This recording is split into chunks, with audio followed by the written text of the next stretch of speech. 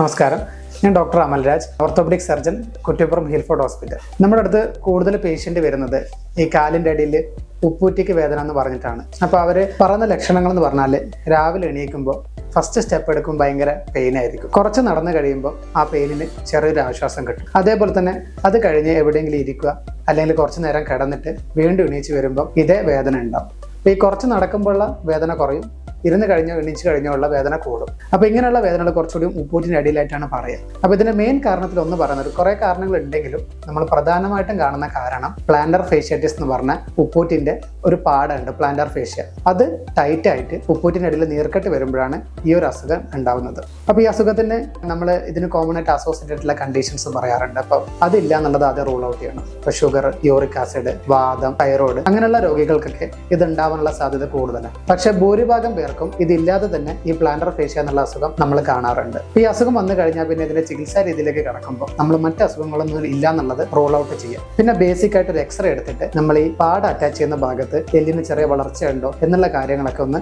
Evaluate ചെയ്യും. ഇങ്ങനെ കാര്യങ്ങളുണ്ട്. ഏകദേശം നമ്മൾ ക്ലിനിക്കലിയും എക്സ്റേ ഒക്കെ എടുത്തിട്ട് കൺഫേംഡ് ആണെങ്കിൽ നമ്മൾ പ്ലാന്റർ ഫേഷ്യാറ്റിസ് എന്നുള്ള കണ്ടീഷനിലേക്ക് മുന്നോട്ട് പോകും. ഇതിന്റെ ചികിത്സയിൽ മെയിനായിട്ട് 3 കാര്യങ്ങളാണ് പറയാറ്. ഒന്നാമത് ചെരുപ്പ്. നമ്മൾ ഉപയോഗിക്കാൻ പറയുന്നത് micro cellular rubber. Micro cellular rubber എന്ന് പറഞ്ഞാൽ സോഫ്റ്റ് ആയിട്ടുള്ള ചെരുപ്പാണ്.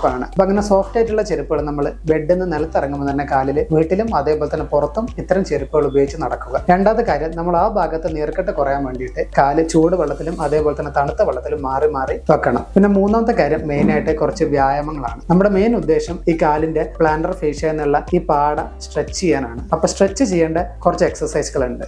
ഉപ്പൂറ്റിമ്മൽ നിൽക്കുന്നത്, കാലിന്റെ പാദത്തുമ്മൽ നിൽക്കുന്നത്, അതുപോലെ തന്നെ കാല് ഒരു തുണി വെച്ചിട്ട് സ്ട്രെച്ച് ചെയ്യുന്നത്, പിന്നെ കാലിന്റെ അടിയിൽ തണുത്ത ബോട്ടിൽ വെച്ച് ഉരുട്ടുന്നത്, അങ്ങനെ പല രീതിയിലുള്ള പ്ലാന്റർ ഫേഷ്യ സ്ട്രെച്ചിങ് എക്സസൈസ് ഉണ്ട്. ഇത് ചെയ്യും. ഇതിലൊക്കെ കുറവില്ലെങ്കിൽ നമ്മൾ അടുത്ത ഓപ്ഷനായിട്ട് ഫിസിയോതെറാപ്പി തുടങ്ങും. ഫിസിയോതെറാപ്പിയുടെ അവരുടെ പല മൊഡാലിറ്റീസ് കാരണം ഈ കാലിന്റെ അടിയിലുള്ള നീർക്കെട്ട് മാറ്റാൻ വേണ്ടിയും പ്ലാന്റർ ഫേഷ്യ സ്ട്രെച്ച് ചെയ്യാൻ വേണ്ടിയിട്ടുള്ള ഉപകരണങ്ങളുണ്ട്. അതൊക്കെ ചെയ്തിട്ട് അവർ ആ രീതിയിൽ നോക്കും. ഇതിൽ നിന്നും വ്യത്യാസം വരുന്നില്ലെങ്കിൽ നമ്മൾ കാലിന്റെ അടിയിൽ പുതിയ ആധുനിക സംവിധാനമായ PRP അല്ലെങ്കിൽ സ്റ്റീറോയിഡ് ഇഞ്ചക്ഷൻസ് ഇഞ്ചക്ട് ചെയ്തിട്ട് ഈ വേദന മാറ്റും. ചില കേസുകൾക്ക് അപൂർവമായിട്ട് ഇതൊന്നും കൊണ്ട് മാറില്ല. അങ്ങനെയുള്ള ആളുകൾക്ക് നമ്മൾ ചെറിയൊരു ശസ്ത്രക്രിയയിലൂടെ ആ പാട ചെറുങ്ങനെ മുറിച്ചിട്ട് ഈ അസുഖം മാറ്റും. ഇത്തരം കാര്യങ്ങൾ ചെയ്യുമ്പോൾ ഇതിനൊരു ശാശ്വതമായ പരിഹാരം ഉണ്ടാകും. Thank you.